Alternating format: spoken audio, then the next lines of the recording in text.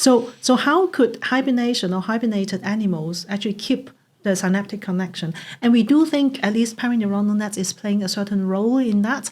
We haven't done a hibernation experiment per se, but we have tried lowering the body temperature of animals and then looking at the synaptic connections. You can see that those with perineuronal nets is having a quicker recovery of memory. Hello everyone and welcome back to the Neuroscience and Beyond podcast. I'm your host Willem, and together with my amazing team of graduate students, we're on a mission to make science, especially neuroscience, more accessible and exciting for everyone. Today we're going to talk about a truly fascinating but severely understudied field, the extracellular matrix in the brain. We have the pleasure of hosting Jessica Kwok. She's an associate professor of neuroscience at the University of Leeds in the United Kingdom. Professor Kwok studies how the brain's environment, particularly structures called perineuronal nets, affects things like memory, learning, and recovery after injury. Her research could help improve treatments for spinal cord injuries, neurodegenerative diseases, and even age-related memory decline. In this episode, we will be exploring questions like what exactly are perineuronal nets, how are they built, and what role do they play in healthy and in damaged brain. And we will cover also many more exciting topics. If you enjoy the podcast, don't forget to subscribe and leave us a comment below. We love hearing from you.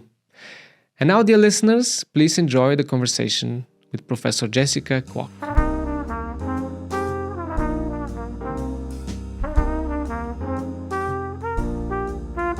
Professor Kwok, thank you for coming to our podcast. Thank you very much for your invitation. I'm very, very grateful and happy to have you here in Göttingen. So we invited you to give a talk at our department, and you agreed to also meet us for this podcast session. And I'm very much looking forward to our discussion because of many reasons, but probably the most interesting for me is that you are a specialist with a huge experience in the extracellular matrix field. But can you please briefly introduce yourself to our audience? Okay, so I am Jessica Kwok. So I work in the UK at the University of Leeds. My undergraduate training was actually in biochemistry, and that explains why I'm working on molecules in general. And then during the PhD time, then I slowly merged the extracellular matrix together with neuroscience, and that is what I'm still doing basically until now. So my lab is generally working on looking at the question of how can we actually modulate extracellular matrix for different diseases in the central nervous system. The pathologies that we are looking at include spinal cord injury, Alzheimer's disease, memory in aging, and some of the other neurodegenerative conditions. Well, this is a broad spectrum of research and also very fascinating. Thank you. Let us start by introducing this extracellular matrix. What is this? Like when people hear matrix, they maybe think about the movie The Matrix. I don't know. But it's very also like I studied biology, and I don't remember even a single course on the extracellular matrix. And when I remember I read the Bible of molecular biology, the Alberts, right? And I think there was like one chapter or 20 pages maximum from a book that is 1,000+ pages. So you can imagine how little we know about these structures. Can you please introduce it for the public? Extracellular matrix. This is a very good thing that what you have just said. I always think the same. So even for me studying biochemistry, we are supposed to be studying molecules in the body. And glycans, particularly, for example, is a very rich molecules in the extracellular matrix. Like what you said, in a 1,000 pages textbook, there's only 20 pages-ish, basically, with that. And I think that is a major problem that we're having. But, okay, just to tell you what the extracellular matrix is basically molecules that is present between cells. So that can be anything in general. So it can be the fluid that is between cells, it can be the serum, can be the growth factors, can be the hormones, can be glycans, like what I said. So anything that happens between cells is extracellular matrix. And because of these composition, this undefined composition. So that's the reason why it is really difficult for one single topic to cover all. I am focusing on glycans in general, but there are also people focusing, for example, on synaptic vesicles that is being secreted between synapses. If we talk about neuroscience, you can also look at some of the other vesicles. You can also look at some other hormones. But when you look at hormones, for example, people will be thinking about hormones in general, but not thinking about it as extracellular matrix. And I think in general, in studying extracellular matrix, we are limited by this general traditional classification, and therefore we don't group it as a topic in general. But giving you a very, very simple example of the importance of extracellular matrix. Now between you and me, we are talking as if nothing is between us. But indeed, there's something between us, right? So there at least air in between us. It's exactly the same between cells. So a lot of the people are thinking between cells, basically that's just something, but we don't care about them because they're just there. And indeed, extracellular matrix, if you look at literature about 100 years ago, they're actually called ground substance. Yeah, so because it is just like ground, they're just everywhere. You don't care about them because they are there. But I think nowadays we know more and more that it is actually important. You only know about their importance when you don't have them, like air in general. So I think I see extracellular matrix as important as that. That's a very good analogy. It's a great. I think I will use it in the future when somebody asks me, "What do you do?" I study air in the brain. You know, exactly. in terms of evolution, I was thinking some time ago. This is actually one of the requirements if you think about for multicellular organisms, right? You need something to keep these cells together. Is that true? Well, I guess yes, right? Because I think you do cell cultures as well. So there are certainly cells which are floating cultures. There are cells which is called adherent culture. If you don't have the adhesion in that, these cells will die. So the adhesion is important. It's not that it's just keeping them in an environment, but they're freely movable. They are not freely movable. So everything that passes extracellular matrix is regulated. The diffusion is regulated. Molecules that can pass or not passing to certain extracellular matrix are completely regulated. And I think that is something that we need to understand more in general. Yes. Very interesting. Very interesting. You mentioned the ground substance. So I want to go even back, way back than that. Yes. So from the fathers of neuroscience, if you wish, Camillo Golgi and Cajal. I have there this beautiful, exactly, present. But as long as I remember, Golgi was the one who first saw these structures in the brain called perineuronal nets. But he didn't know what is this. He thought this is an artifact from the staining. So for the people who are not familiar, Camillo Golgi is one of the pioneers in neuroscience, and he invented one staining method, basically to color the cells, which was used by his rival, if you wish. His rival, Ramon y Cajal, he developed the hypothesis of the brain. And basically, they fought their whole life, and in the end, they were awarded the Nobel Prize together because of their enormous contribution to neuroscience. Although they had the two complete opposite points of view, but Golgi was the person who kind of discovered these structures. And I know that you are working with perineuronal nets. So first, maybe let us again introduce these perineuronal nets to our audience. And I wanted to ask you. I'm not familiar, but I think there was a time in the history where people just didn't care about these structures, and at some point they picked up and started caring and studying them. Is it because the technological advancement that allowed us to see them, to study them, or is there any other reason about that? So I will address the first question, what is perineuronal nets first, and then we'll talk about, say, the history in general. Perineuronal nets is basically a layer of extracellular matrix molecules present on only as a populations of neuron in the central nervous system. And that is how the perineuronal comes from, is on the surface of neuron. So these structure is mostly, not surprisingly, as I'm here today, is extracellular matrix aggregates. So it is a very hierarchical assembly of extracellular matrix molecules formed on the surface of neuron. And they are forming holes in the surface of neuron, and these holes are the places where synapses are made. So you can imagine that if we want to make more synapses, in theory, we need to either enlarge the holes or to create more holes or remove the perineuronal nets completely, allowing the neurons to make more synapses. And that is basically what the importance of perineuronal nets is. So they can control neuroplasticity at the synaptic level to a certain extent. And going back to your question of the history of that, so you're very familiar with the competition between Golgi and Cajal. So I think, yes, exactly. So Golgi has established this method called silver impregnation, and then that is basically used for staining neurons in quite a long time, actually in about 100, 120 years ago. And a lot of people are using that. And he discovered this structure of perineuronal nets on the surface. But at the same time, Golgi was proposing the theory of neuroscience as a reticular nature, so everything is connected. Yes, I think nowadays we'll probably say yes, they are connected, but they're not connected as a single cell. They're connected between cells, and that is basically what Cajal was proposing. So it is individual cells, basically.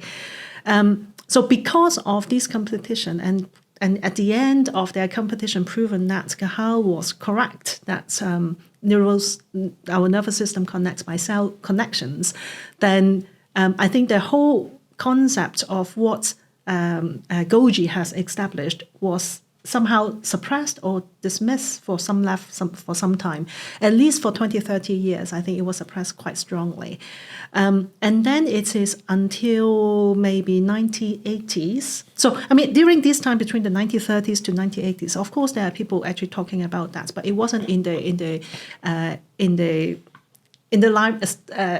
focus of the science in general. It is only in the 1980s when the development of antibodies has picked up in general. So, and that antibody specifically staining for some of the components in the perineuronal net, then it has become more visible in the field of neuroscience. I think, for example, Susan Hockfield has developed a panel of antibodies, and at that time, I think a lot of people are using that, and they describe the perineuronal net as a very nice structure in the papers. If you look at some of the 1980s papers, and then I think it is until early 2000s, then people. I think it is Tommaso Pizzarusso and James Forsatz, and the groups, they basically remove perineuronal nets using an enzyme called chondroitinase ABC, and then they can see the neuroplasticity enhancement. And then from then on, I think the whole study of perineuronal nets has picked up is the last 20 years in general. Incredible. Yeah. And these are the two guys that are kind of like revolutionized, if you wish, the field. And you worked with both of them. So this is very interesting. Also, yes. I'm lucky enough. Yes. Yeah. Yes. By the way, just is a little bit off topic. First one thing to clarify. You said antibodies, and maybe people will think of antibodies as something in, in the immune system, something like drug development, etc. But we use antibodies in conventional techniques in the lab to stain protein or molecules of interest. Basically, we attached molecules called, let's say, fluorophores to these antibodies, and because antibodies can be targeted precisely to a certain part of our molecule of interest, we can use them as a tool to basically label our molecule and then study the localization or dynamics or even morphology of this molecule. I just wanted to clarify this. And regarding the Golgi and his reticular organization of the brain, recently, like a month ago, we had a guest lecturer here who is studying actually very interesting organism, choanoflagellates. Okay. Right, and he saw one of these creatures. They have actually 4 or 5 neurons that are connected with each other. There is no space. And there is this interesting hypothesis that maybe the nervous system evolutionarily developed in from two different aspects, and this was a fascinating talk. If you want to learn more about it, I can put a link here and you guys can check it out. So let's go back to our extracellular matrix. As you mentioned, this is a broad concept, and maybe it would be interesting if we focus on the perineuronal nets. What kind of role do they play when we develop, for example, and when we age?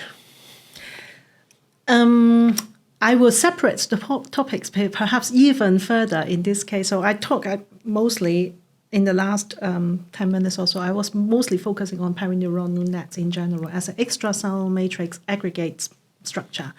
But as I said very early on, so extracellular matrix is not just something like that. It will also have something that is floating fluidly in general in the extracell between cells.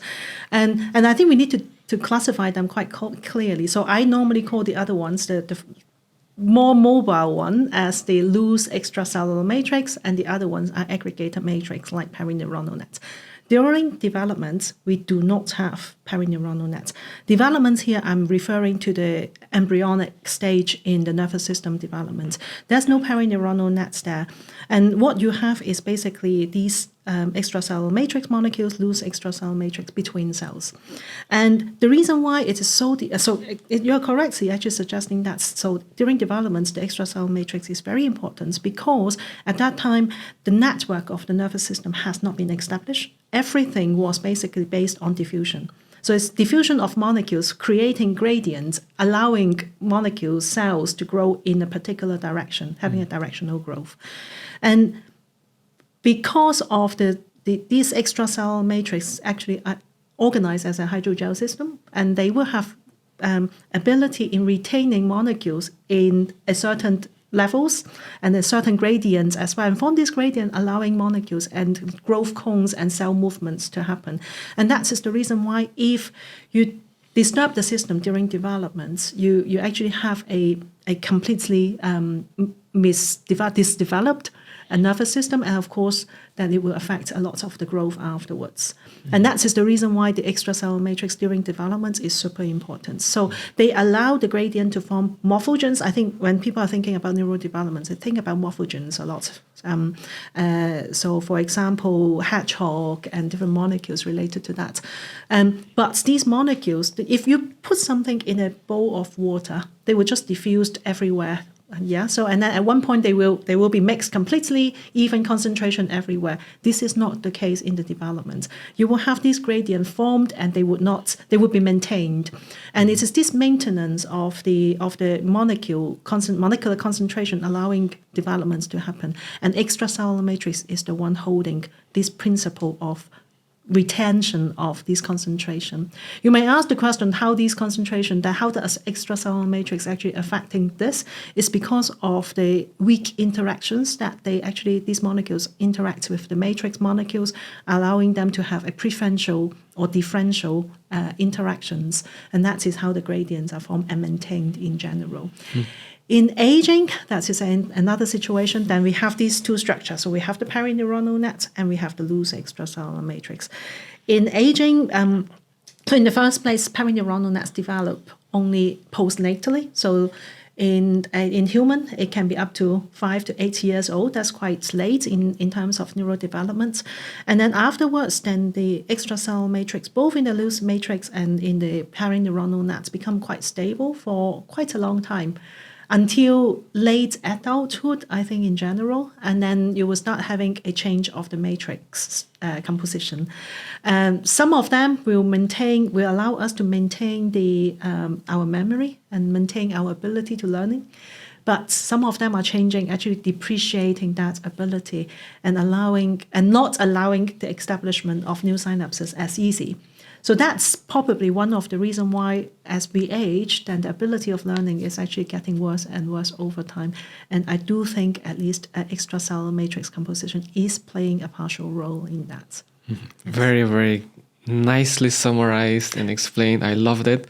And really, I will definitely look at this several times when I check the video and learn it maybe. Yeah. It was very, very nice. I remember last year at FENS in Austria, there was one talk exactly regarding the development of the brain, the human brain, and the gyri and sulci formation, basically, where missing or lack of some of the molecules, I think it was the HAPLN and the hyaluronic acid, lead to misfolding of the brain, which is another hint that, hey, these molecules are actually crucial for the development of human brains. And also there's plenty of studies showing problems in terms of aging and neurodegeneration, psychiatric disorders, and as you mentioned, this kind of years in humans, 5, 6, 7 years. This is the so-called critical period, right? And these perineuronal nets are kind of one of the hallmark of this, the closure of this period, meaning that afterwards we believe, or it's still interesting topic, that the brains are not that plastic as before, and that is very interesting. By the way, we're talking about these structures, and they're very beautiful, and we're going to definitely show an image of them at some point on the video, so that listeners can appreciate also the beauty of them. Yes. So we talked about them. These are the structures overall in the brain. But is there any difference, for example, when we look at, let's say, hippocampus, and when we look at the cortex or cerebellum? Do you know if the composition is the same, let's say, of the perineuronal nets or the loose ECM? And does this play any role, for example? Yes. So let me ask you a question here, maybe. So I talk about air. I was putting the analogy of ECM as air, right? So if we talk about the air in Hong Kong compared to the air in Göttingen, or the air in Göttingen compared to the air in the Alps, obviously they're also called the air, but they are different. So I think it is exactly the same. So they are also of course, there are extracellular matrix between them. There's a perineuronal nets in there, in the hippocampus, in the cortex, in the spinal cord, for example. But we do know that their compositions are different in general. I think this is actually more striking if you compare between the cortical perineuronal nets to the spinal perineuronal nets. The cortical perineuronal nets has really nice dendritic aberration wrapped by the perineuronal nets, at least in the first two aberration. If you go to the spinal cord, you'll never see that. My students working on the spinal cord generally feeling quite bored of looking at perineuronal nets in the spinal cord because they're always circular. Yeah, so they're very big, but they are circular. There's nothing actually projecting out. It's not as pretty in general. So yes, there are differences in the composition, and we do think, at least to a certain extent, the composition is affecting their general function. But overall, the function is still in connecting or modulating synaptic plasticity. So it is still making synaptic connection more or less feasible, but to a different extent. Mm-hmm. I'm curious if there is another role. I mean, nature does not invent things for no reason, so there should be something very interesting out there. But this is another topic for more specialized discussions, And you mentioned the spinal cord. So I know that you work a lot in the field of spinal cord injury. What role does ECM play in this topic? Again, there are two different, I need to separate them into two different situations. One is the loose extracellular matrix, and one is the perineuronal nets again.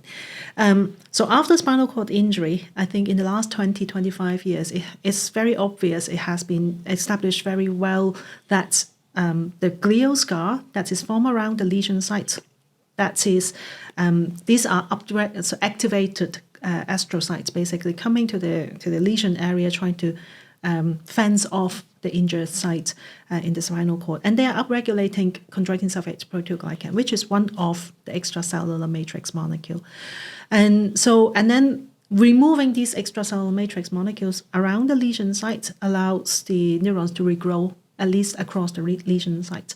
It has been demonstrated in many animal models, and I think there are probably some clinical trials going on that side. At least there are two, at least in the phase 1 clinical trial right now, are targeting these glycan structures and see whether they can enhance regeneration across the lesion to enhance regeneration. That's one. But at the same time, anything that is removing these extracellular matrix molecules around the lesion site will also affect the perineuronal net in the surrounding.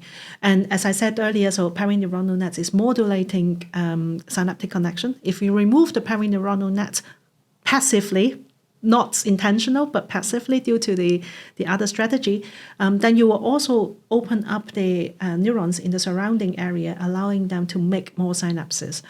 And in the spinal cord, at least a lot of the neurons wrapped with perineuronal nets are interneurons. So you can imagine that there will be quite a lot of sprouting and rewiring and reorganization of circuitry actually happen in and around the lesion site using these strategies. So when we are designing tools to remove these molecules, we are basically enhancing two procedures. One is regeneration.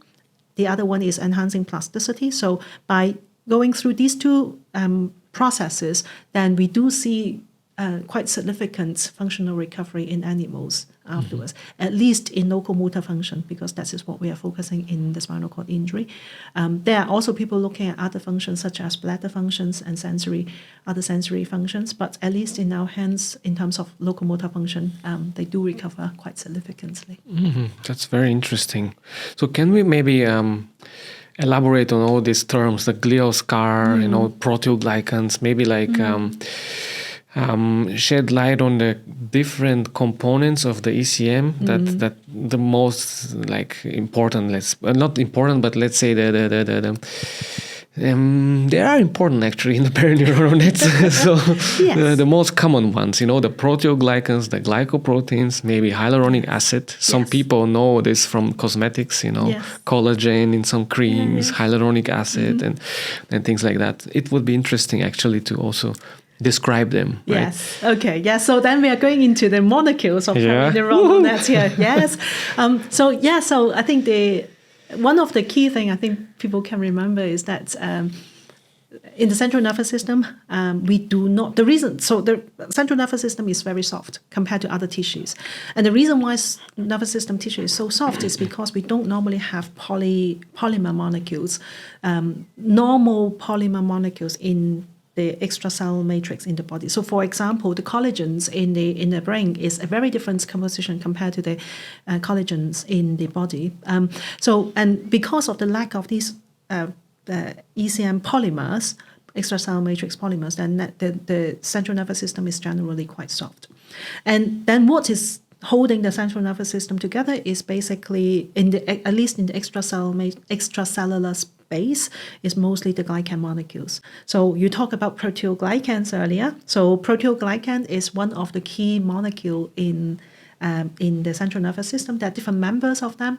The one that I'm interested in is called chondroitin sulfate proteoglycan that you found in the brain, but you also find in your joints as well. The other one is hyaluronan. Hyaluronan is a very long chain glycan molecules. Again, you can find in your joints as well. So I used to describe perineuronal nets as a cartilage in the brain. At least it will make people understand it more easily. But there, of course, there are very different properties between them. I may talk about that later. Let's see. Then we also have glycoproteins, allowing them to bind to the first two components.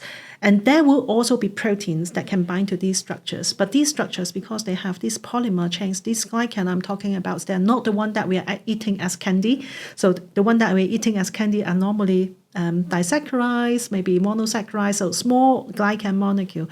The one that I'm talking about, they're really forming long chains. So for example, in terms of hyaluronan, they can go up to 3,000 kilodalton. It's much, much bigger than any proteins that you can think about. So, and because of the long distance that they can cover, so they can bind to a lot of molecules in the first place, they're also a very good material to set up as a scaffold for building up something. And indeed, in the perineuronal net, that is what happens. So the hyaluronan forms the scaffold, allowing the chondroitin sulfate proteoglycans to bind. And then there's also glycoproteins binding to other ends of this chondroitin sulfate proteoglycan, establishing these perineuronal net on the surface of neuron. And that is what we are interested in focusing on. And if you can modulate them, we definitely can modulate some of the functions, as we said earlier, in the central nervous system. I said the hyaluronan and the chondroitin sulfate proteoglycans are the one that we have in the cartilage as well. And you can, lots of the people are actually eating these molecules over the counter from drugstores, from pharmacies, and then you can take it assumingly that they can actually replenish some of the molecules in your cartilage. It's exactly the same molecules. They're also forming aggregated extracellular matrix. And because these glycan molecules are generally like water, and that's just the reason why it can act as a cushion, as a lubricant, in between your bones and keeping you from having arthritis, for example. But a slightly different structure than we can find in the brain, and that is where the perineuronal nets comes from. Yes, they are the same molecule as the one that you use in the cosmetic, but they're just existing maybe in having different companion in the perineuronal nets. Exactly. So people are already familiar with these molecules, Yes. but not in the context of the brain, for example, right? Yes. A little more specific question. So you said that hyaluronic acid is a very long chain of these sugars, let's say, and they are produced, some of them on the surface of the cells, right? You have this synthesis that is going on there. But some of the other molecules, like the proteoglycans, they're also not that big, but also quite big. Do we know how are they like trafficked to the outside of the cell? How is it formed? This is still something that I don't find that much information. You have more experience than me, probably you know better. I hope I can actually tell you the answer. The answer is I really don't know. So we do the traditional in the textbook knowledge. Basically, you have the core protein being produced in the proteoglycan, and that is produced using the normal protein machinery. So it will be RNA, DNA, and then into the ribosomes, and then it produces as a protein. And then afterwards, the protein needs to go into the Golgi and the late EL to have the glycan chains to be added on. So the glycan chains will then be added on to the proteoglycans, monosaccharide by monosaccharides, and then it will transit from late endoplasmic reticulum to early Golgi and then late Golgi, and then they will be secreted as vesicle. That's the mystery. So they will somehow be secreted as a vesicle, reach the cell surface membrane, and then it will fuse with the membrane and got released. That's the mystery. I don't think at least to my knowledge, I don't think there's a very clear information of how it goes from the late Golgi apparatus to the surface. That is something we don't know. We did on the other hand. So it is interesting. I think about 10 years ago probably. So we were studying another molecule, which is a guidance molecule called semaphorin 3A. So when we study that, so we actually try to express a semaphorin 3A with a mutated form. So semaphorin 3A is also associated with perineuronal nets, at least in a certain population. So when we have expressed these mutants, which is lacking the C-terminal of the semaphorin 3A, and we actually see the retention of the semaphorin 3A inside the cells. They were not secreted. And we were actually thinking whether it is because they cannot actually associate with glycans and therefore they cannot be secreted. So somehow, some molecules are actually harnessing this particular pathway for their secretion. But to answer your question directly, we still don't know. That's very interesting. By the way, again, a little more specific. One of these neurocan molecules, I tried to express it with GFP, and it's C-terminal, and it was retained in the cell. So maybe there's some signaling sequence that is blocked or whatever. Yes. We don't know, but this will be discussed off topic, yes, guys. Absolutely. Yes. So you mentioned perineural nets, ECM. So let's say they have very interesting functions. One of which is the they function as a scaffold, as a place where other molecules can be even stored, if you wish, and hallmark of the closure of the critical period, stabilized synapse. Do we know any other interesting function of perineural nets or ECM, for example, in the brain? In the perineuronal net, yes. You can imagine that if you have a cell which has a scaffold, we call it a scaffold on the surface, but you can also say that it is a shield on the surface, right? So we do think that it is controlling what molecules can actually reach to the neurons. When we are talking about neuronal connections, we are always thinking about synaptic connections, but don't forget that the majority of the cells is cell membrane still. So the cell membrane is still doing something. And in the perineuronal net wrap population, these surfaces are being shielded by this net structure. So then it means that the perineuronal net positive neurons, whatever that needs to go to the cell or go out of the cell, without synaptic connections will need to go through the perineuronal nets. So they are the one controlling what is going to reach the cells and the communication with other cells and or other glial cells even. So then the molecules in the perineuronal nets and what can interact with the PNN molecules, what can go through the PNN molecules, what is not interacting with PNN molecules and therefore they can pass out in and out more easily, will determine what the cells can actually see. And that is what I think is really important in the homeostatic control of neuronal behavior in general. Do we know, by the way, so when we talk about the perineural nets and look at the brain, not every cell has perineural nets. Correct. There are particular cells that are prone to have a lot on them. Yes. And do we know why is this the case? Most of these are inhibitory neurons, not exclusively, but they're expressing parvalbumin or somatostatin or some of these molecules. But why are these molecules having the ECM around them? I wish I know the answer. I do not know the answer in general. I do have a theory, let's say, and I do not know whether it is true. I hope I can prove that or disprove that, but we don't know. So if you think about the population of neurons wrapped by perineuronal nets, they are the parvalbumin inhibitory neurons, correct? But they are the parvalbumin inhibitory interneurons. So a lot of them are actually interneurons. Properties of interneurons is that they have a lot of synaptic connections, right? So the synapses on the cells is a lot denser than other types of neurons. So if you think about in the old days, maybe our audience is actually too young to think about that. In the past, when we need to connect to the internet, we need to use something called router, right? So I know about that. So. Exactly. So you need to use a router. So it is very inefficient for our nervous system to make connection from one place to my finger every time needs to regenerate new and extend new neurons. What is easier is that they connect to something that is called interneurons, and then that will relay directly to the right connection to the right target. And I think that is exactly what the interneurons and the perineuronal net is doing. So it is basically setting the holes on the interneurons, having the assembly of all the synaptic machinery in there. Once you plug, you can play immediately. And I think it is allowing this plug and play system to be efficient in the central nervous system instead of a neuron incoming synapse coming and see a neuron, and then they need to start assembling the synaptic machinery.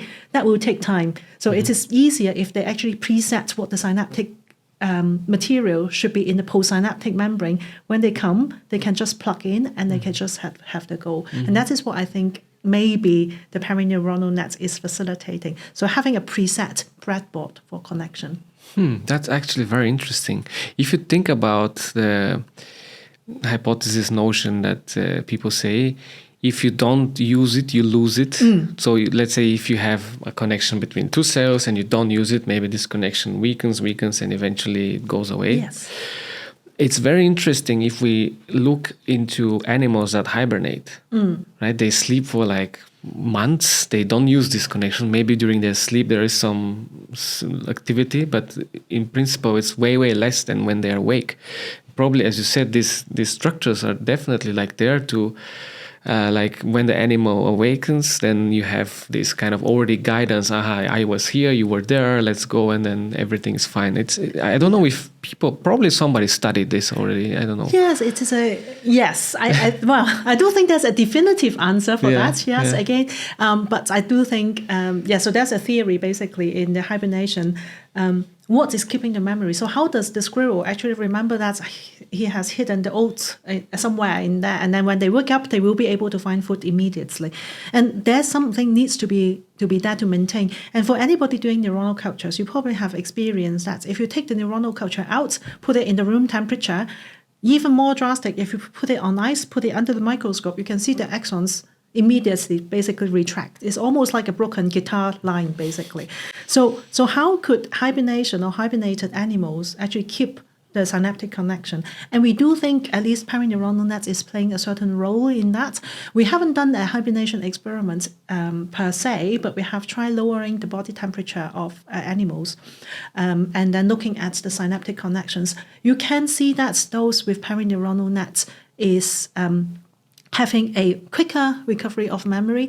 And if you do chondroitinase injection beforehand, and then looking at bringing back the temperature, and then those animals actually are struggling more in remembering what they have learned before. So yes, it has certain extent. I don't think perineuronal nets is the only factor, but certainly it contributes to that, yes.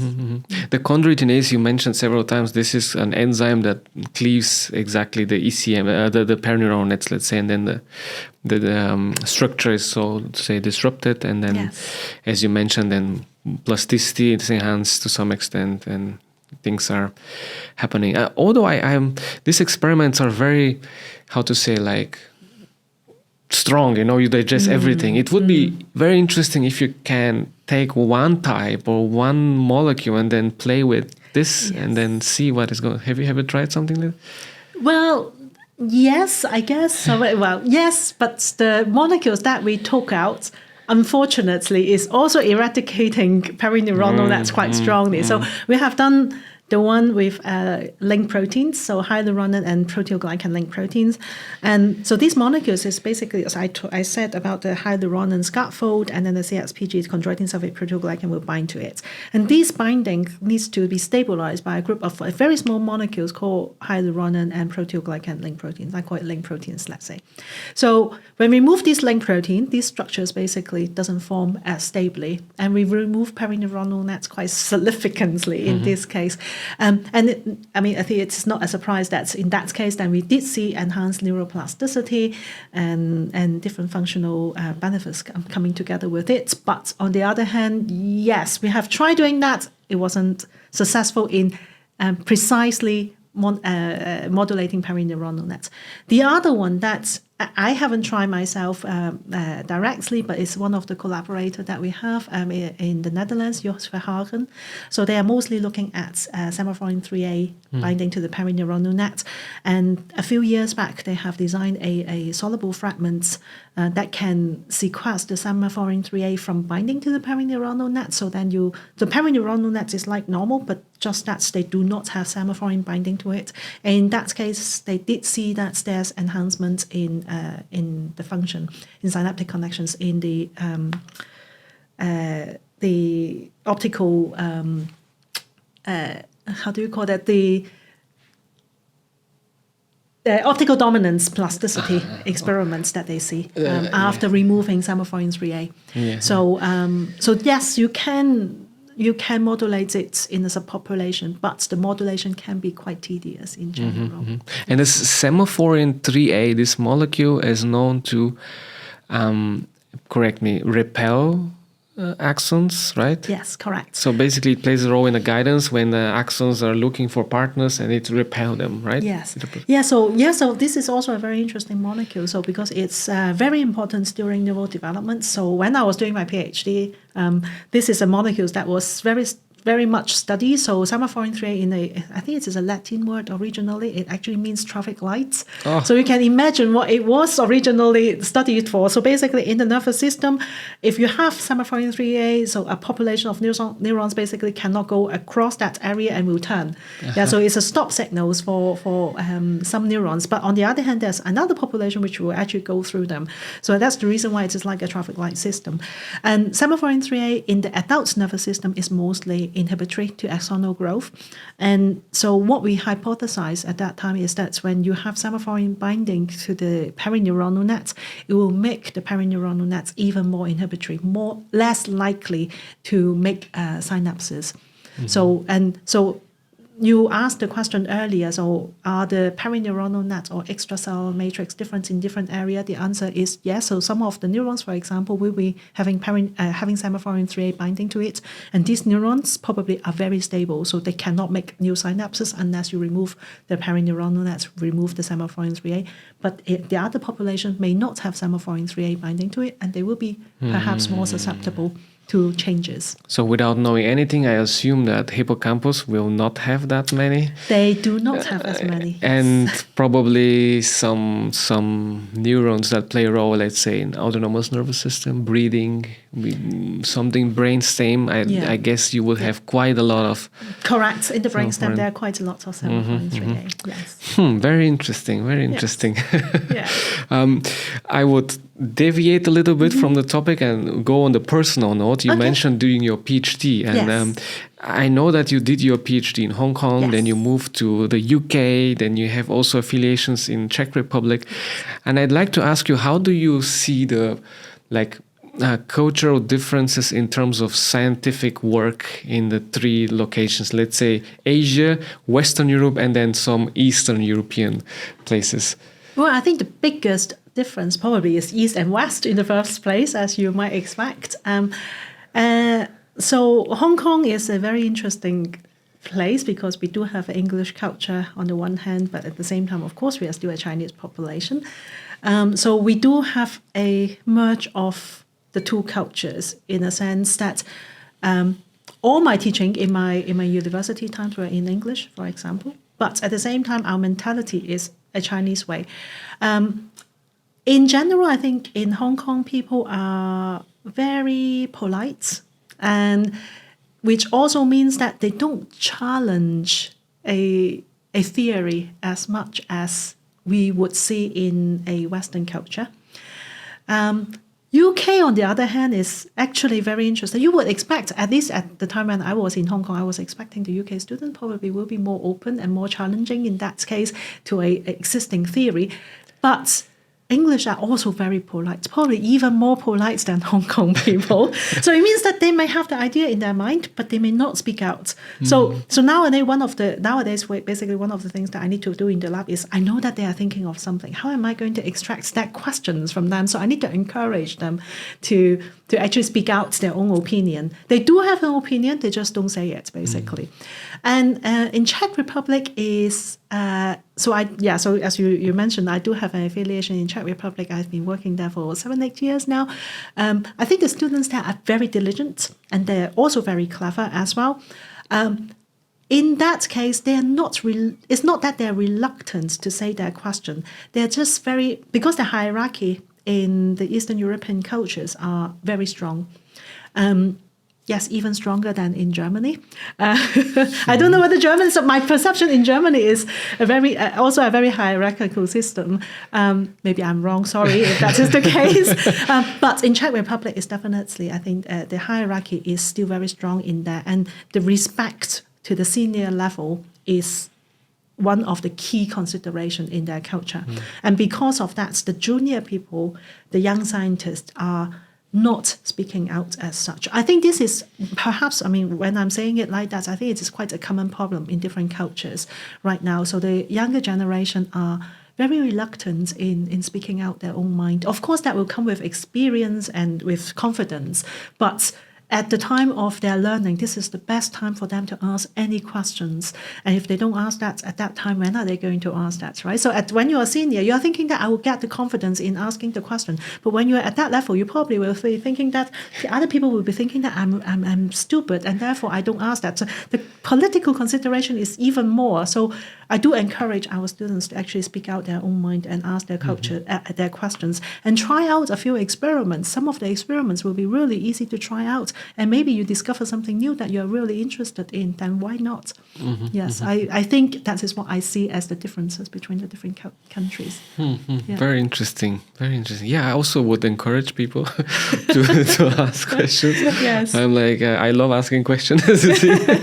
And I had an exam in Berlin, and I kind of knew the answer, but I didn't write it correctly because I misunderstood the question, etc. Yes. Then I communicated this to the professor, and she said, well, I don't know what is in your mind, which is absolutely correct. And I'm like, well, because you don't know, now I want to tell this and this and this. Absolutely. And then we started communicating on different topics, and it was actually very interesting. Giving you an example here, I'm sorry I'm jamming you in here, but I remember when I first moved to Cambridge, I mentioned this collaborator in the Netherlands before, Jos Verhagen. We are very good friends now. So But I remember the first year when I saw him. I came from Hong Kong. That's within a year after I went to Cambridge. And so we had a meeting and we were sitting in the room, and I still haven't got my solid data in Cambridge yet at that time. So I was presenting my embryonic development works. I did neuroscience in neurodevelopment in my PhD. So I was presenting that work. And then the first question after my talk, he said, "Jessica, this is very nice work, but we are here talking about perineuronal nets. Why are we listening to neurodevelopment?" And I remember I probably blushed very strongly. It's completely red. I think, that is so bad of what I have just presented. But I mean, of course, at that time I answered the question to a certain extent. There's certain linkage between them anyway. As I said, the extracellular matrix molecules are highly correlated. I do appreciate, actually now I appreciate what I learned during my neurodevelopment time to translate the CSPG work basically to the to perineuronal nets. But at that time I was thinking that he must dislike me very much. And then 10 years on, so we were actually sitting on the couch in another meeting, and then I told him, "Jos, do you remember that? At that time you asked me that question?" And then he was saying, "Ha, did I actually ask you that question?" Because to him, I think to a lot of some of the Europeans' culture, it's important to communicate what they are thinking at the time. They're not meaning any harm. So they're basically, it is really in their mind. So if a question is not malicious and they're just asking because of curiosity, I think we should, as a scientist, we should appreciate that in general. So don't be shy in asking questions, and don't be offended when people are asking questions that you don't feel comfortable. And the reason why you don't feel comfortable probably is because you know that is your weakness. Then strengthen that, prevent that to happen for the next time. That's what I would say. I very much love that, especially the part of don't get offended. Yes. Because, I mean, I'm a little bit, let's say, experienced PhD, you know, I had different path than the usual bachelor, master, PhD, so I had a different degree, etc. It's not important, but when I grew up, these kind of jokes, even, you know, among friends were totally fine, even if they're a little bit more like aggressive, if you wish, right? And I'm used to kind of this behavior, speaking my mind clearly and directly without any intention of harming somebody. Yes. But now I realize that when I do that, people are actually harmed, and I learned it the hard way. You know, when you work with people from different culture, different ages, and then I think about now how to express my, questions in a way that people understand me correctly and don't think that I offend them or something. But sometimes it's just unavoidable. In this case, this guy was just like minding his things, and then suddenly, I have a question, and then you felt, what is happening here? You know? Exactly. Yes. But correct. Definitely, we should start thinking that we are not the most important people in the world, and somebody asking us, actually they have a genuine curiosity about our work and not like trying to offend us or something else. That is really, really, I appreciate these words from you. Let's go back to our ECM and ask you about some other work that is more translational. And you mentioned regarding the spinal cord injury that when we inhibit or remove certain ECM structures, then we would have regrowth of neurons or connections, synapses, let's say. Are there any drugs that would help us do that if we have spinal cord injury, or do you work on some projects in this regard? So as far as I'm aware, there's at least one phase 1 clinical trial related to chondroitin sulfates modulation going on right now. It's still the very early phase of chondroitin sulfates. This is not my work in the first place, declare that. So this is a group in America, and then it's a Canadian company that is organizing the clinical trial. So what they have done is basically designing a small molecules that will block the binding of chondroitin sulfates to its receptor. And in this case, at least in animal models, they did see that there's an increase in recovery and regeneration and the improvement of motor functions afterwards. And that is what they're looking at the moment. Yes, we do have a panel of molecules that we are currently developing. Hopefully, we will be able to go into clinical trial as well. So yes, we do have some molecules which we can actually even take it as a drug. And by doing that, then we can downregulate the chondroitin sulfate proteoglycans in the central nervous system. And it seems to be enhancing regeneration afterwards in model system as well in animal models. And we are currently preparing a potential clinical trial on that. So yes, we do have some molecules. But I think to answer your question more directly, the problem of translating some of the ECM work to therapies and clinic, the problem is that ECM is everywhere. So most of the ECM that we see in the brain in relation to perineuronal nets, as I said earlier, so those at least is fine in the joints. So how are we going to modulate it? One is that you can modulate it at the time when you want. So you can take it off, you can have it back. Secondly, how are we going to define it in the right location? So in this case, it will be in the central nervous system, hopefully around the lesion site. Yeah, so it might be good that it is also having a systematic organization, but on the other hand, you need to make sure that your existing memory is not going to change, your existing motor function is not going to change, and these are all the consideration that we have in translating the ECM research. It's challenging, but I think we do see some hope at the end of the tunnel. So let's see how it goes in the next years. How do you feel, or how do you think about the regulation? I think it's from last year in the US, where they said FDA approves testing of drugs on humans without even being tested on animals. I obviously do not agree with that. So I think in the lab, as a scientist, we try to be very responsible in doing our work. So we try to minimize harms in animals. We try to minimize harms to our environments in general. And if we are not testing this in any animal system before going into human, the risk is really high. So because we single out materials when we are actually working in the lab. So we want to look at regeneration. We focus on responses that is related to what we would like to see. We will be able to see a few side effects, but we cannot rule out, for example, the same drug is going to cause problem in cardiocytes in your heart, for example. And until we actually do it systematically in an organism, in a live animals, it is really difficult to say what is going to happen. I think it's probably people are aware of that.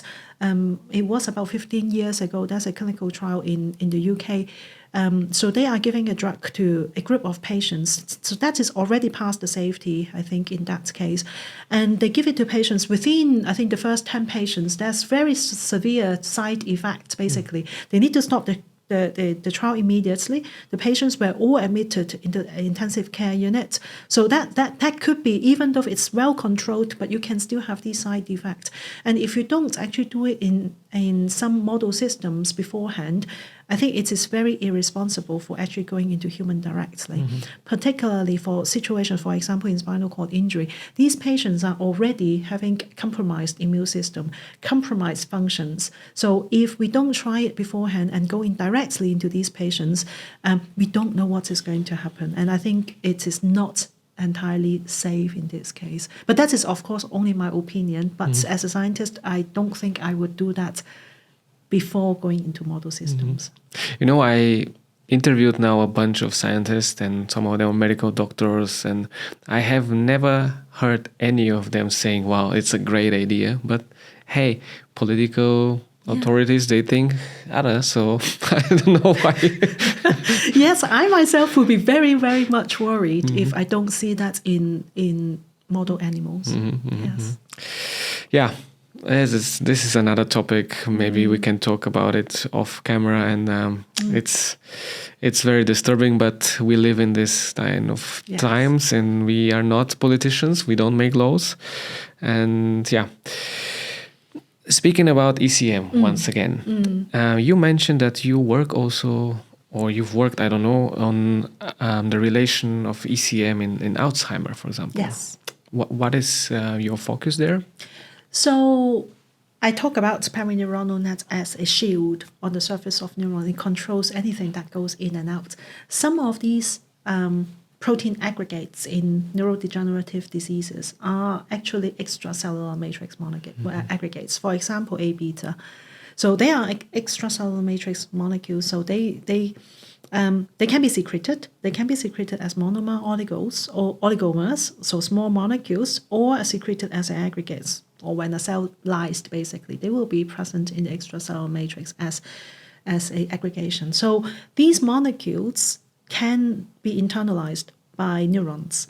So will the perineuronal net actually block them in being internalized, or the perineuronal net is going to facilitate their internalization, is something that we are also interested in as well. And I think we do have some evidence showing that they may be blocking the internalization. I hope I will be able to show you some pictures soon. Oh, we're looking forward. We are going to have a talk from you in the afternoon, so therefore we need to slowly wrap up our conversation to keep our schedule. But what is very cool about all the ECM perineural nets, yes, it's hard to study them because of this, the nature of their organization, big molecules secreted outside. We don't have that many tools to label them because of that and other reasons. But the other thing is that it's very exciting because it's unexplored field, and basically everything that you discover is something new and something cool and different than the conventional, neurons, fire, etc., which is very cool, but it's kind of things that have been studied for very, very, very, very long time, and I like to look at the brain and any system as a holistic view. So we have neurons, we have glia, astrocytes, oligodendrocytes, microglia, we have ECM, we have blood vessels, and all of this has to be approached somehow, in my opinion, in a way that we understand the different aspects rather than digging a lot into one cell type, for example. But this is my opinion. I agree. Yes. Yeah. What would you say is the most fascinating thing that you've discovered or that you learned about the ECM or perineuronal nets? I think everything is exciting. In general, I'll actually look back my journey of looking at extracellular matrix. So my PhD was also on extracellular matrix, as I said, is mostly on development. I didn't expect the very naive question I was answering at that time, whether extracellular matrix is modulating cell migration in the nervous system developments, will evolve until now, basically looking at whether we can enhance regeneration or enhance functional recovery in the spinal cord injury, or enhance memory in aging, or delaying neurodegeneration. I think that step is much bigger than I expect from the beginning in the first place. If I really need to pinpoint one or two examples, I think there may be two occasions. One is when I was doing my postdoctoral studies in Cambridge. So we were looking at that time we already know that there are different forms of chondroitin sulfates proteoglycans, there are different sulfations, and the two sulfations are having an opposing effect. That we know later. At the time, we didn't know. We just know that the chondroitin sulfates proteoglycan are upregulated around the glial scar. You remove it, then you have regeneration. And then when we move into animal models, so we have two transgenic animals at that time. So we knock down the four sulfations against the six sulfations, the two common sulfations in the nervous system, and we actually see an opposing effect. So knock down the chondroitin 4 sulfate has a better function after spinal cord injury. Knock down the chondroitin 6 sulfate is worse even than normal. So I think a lot of people are having this conception that central nervous system doesn't regenerate. We now know that it does, but it's just too slow in general. But knocking down the 6 sulfates, we have even worse regeneration than the normal no regeneration. So it's giving a very strong contrast between a very similar molecule, just having a sulfate in different position. So that was one moment I remember. The other one is when we studied the perineuronal net function. As I said, perineuronal net is there to consolidate synaptic connections. You remove it, you open up the surface of neurons to have more synapses formed, basically. Then you can imagine that when you first remove the perineuronal nets, you will be thinking that's because, as I said, so the holes are the places where synapses are made. If you don't have PNN, you should have worse stabilization of synapses. But in the end, we actually see better memory, more synapses formed. So that is contrasting. I mean, at this particular moment, we still see the two phenomena. So you remove it, you have more synapses formed, but at the same time, you also need to consolidate it. We now know that the timing is important. When to remove it, when to have it back is important. But at the time, we didn't expect that. So the enhancement of memory was a surprise to us, but it was a positive surprise in that case. So we are lucky for that in general. But I do remember those moments looking at something that you don't expect it to happen, but it suddenly just appear in front of your eyes. And that's the fascinating side of science, I think. That is indeed fascinating. That, for me, one of the biggest satisfaction of doing science is that, or being a scientist, is that you are the person who actually discovers the new knowledge. You produce knowledge, which is amazing, right? It's crazy. That's a very good way of putting it. Yeah, right. So, yes. Wow. I'm very happy that I learned about all of these things. I don't know, dear listeners, if you are that happy as me, but I am also doing my PhD in the ECM field. So, for me, this is an enormous pleasure so far, and I'm sure the rest of our day will be as joyful as now. Professor Kwok, I'd like to thank you for your time, for your really interesting insights about the ECM, PNNs, and your personal opinion on some interesting topics. Thank you very much for coming and for having this conversation. And with this, I'd like to conclude our first part of the podcast. My pleasure. Thank you very much.